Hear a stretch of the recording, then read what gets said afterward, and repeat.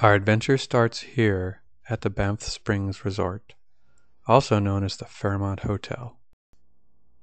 It was never completely explained why the hotel has two names. The hotel was built in 1888 at the instigation of this man, by a legion of trained beavers loyal to the Canadian Pacific Railway.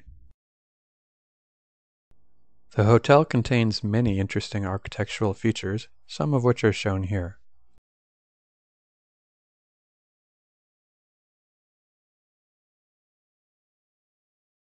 The inside of the hotel was just as spectacular as the outside, but because it was all rather dim, I didn't take very many pictures.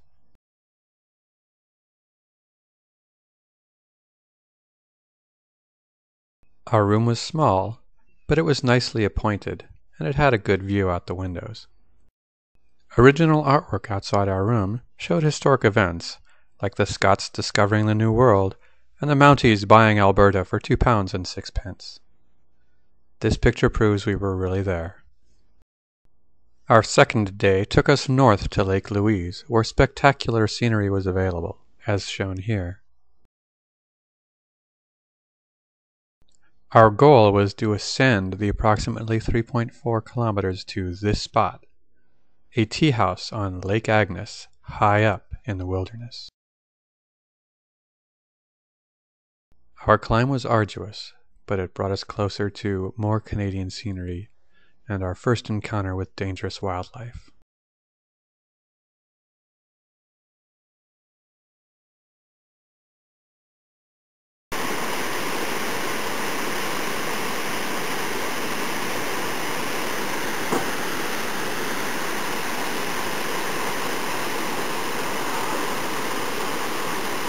Finally, we reached our goal and enjoyed tea, a cheese sandwich, and a chocolate chip cookie at the tea house. Here we encountered more dangerous wildlife, like this bird and this squirrel. This picture, taken from the tea house, shows the starting point of our journey, approximately here. The Bow River is the dominant river in the park. The town of Banff was built just above these falls. On day 3 of our journey, we explored the Bow River in all its manifestations. South of the falls, the water flows quickly, rushing down to Calgary and beyond. Just north of the falls were these rapids, enough to make any kayaker think twice.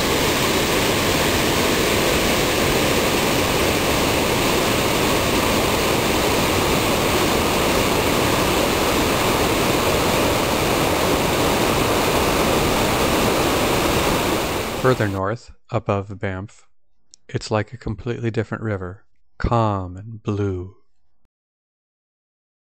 To the south, though, the water continues to race along.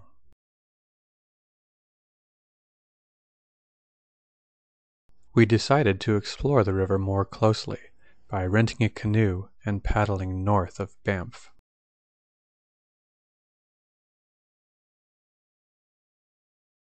This is the bridge over the Bow at Banff. The bridge is adorned by numerous cross-eyed Indians. The Banff Springs Resort and the Canadian Pacific Railway are intricately linked, so we decided to spend some time at the train station. The station was built in 1907 and is still used today by tour groups. This picture shows a snow clearing machine on the left and an old abandoned freight station on the right. There is something undeniably sad and romantic about empty train rails stretching off into the distance. Day 4 saw the culmination of our trip, a journey to a glacier. This is the Athabascan arm of the Columbia Icefield. We got here on a machine like this, but previous travelers used machines like this. And this.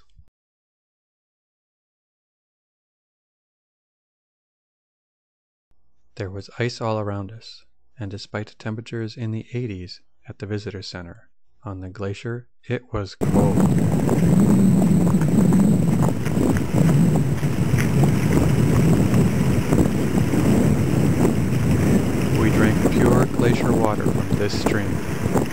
was good.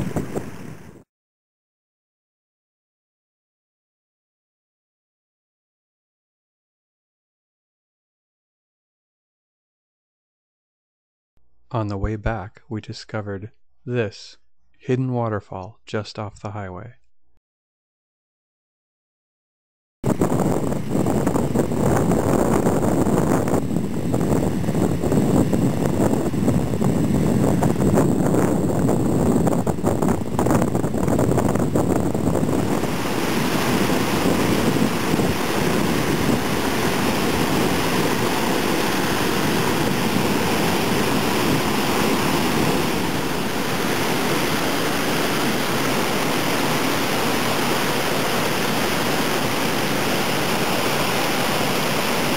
While I took incredible risks getting this footage,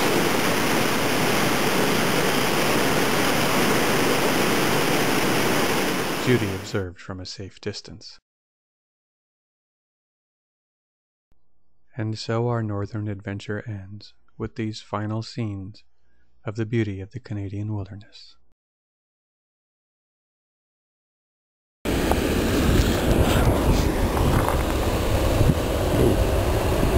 Nastiness on the lens.